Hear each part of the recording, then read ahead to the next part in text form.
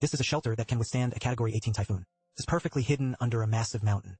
Inside, there are dozens of square meters, and the facilities are complete. Even if there's a blizzard in the wild at minus 20 degrees Celsius, living indoors is still incredibly warm. That day, Luka was wandering around in the mountains as usual. Suddenly, he was hit in the face by white mist. He walked 100 steps, feeling his way, and surprisingly stumbled upon a cave. It's big enough to park 3 tractors inside. Unfortunately, the roof is too low. He can only crawl like a turtle. To solve this frustrating problem, Luka first cleared all the dead branches within a 50-meter radius.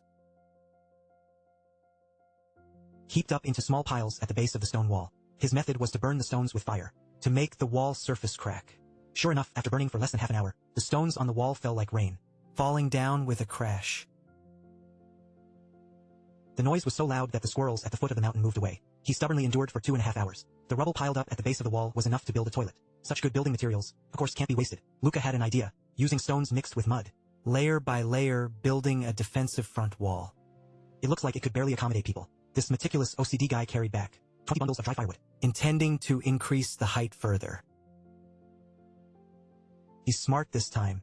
He arranged the firewood like a military training formation, and the fire burned with thick black smoke. It was bubbling out, just like an old train engine. Now just calm your mind and nourish your chi. In a moment, the dry wood was completely burned up, leaving only red-hot embers. The roof can finally stand straight up. Luka picked up the iron rod and knocked down all the loose stones. To avoid accidentally hurting himself later, those intact salt blocks, Luka specifically sorted them out for later use, as a component of the Modeo barrier. The Modeo wall construction also follows this method. It's worth noting that the wall surface is cleverly designed with a concave shape, to serve as the heating facility for the temporary shelter, then gradually build upwards. The reserve gap transforms precisely into a flue. With skilled operation techniques, Luka quickly built the heating device. Piercing cold temperatures make people's teeth chatter. He quickly lit a warm fire. With the dancing flames, he fries golden brown egg cakes and brews a warming tea, roasting fragrant pancakes. After a whole day's work, this hot meal is a perfect reward. After enjoying a simple dinner, the 2 old buddies depend on each other for survival in the snowy plateau. Still need to cultivate some affection during free time. Facing the scattered clutter, his OCD forces him to completely clean the scene.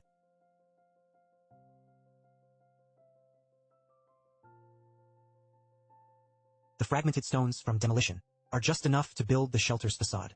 Although the materials are of varying sizes, the resulting facade is surprisingly neat. The addition of a simple door, though not ideal against the cold, can effectively dissipate harmful gases and avoid danger. Later, he uses red soil mixed with gravel to build a bed. He lays down a moisture-proof mat from the back room to serve as bedding. Luka will definitely have a good night's sleep tonight.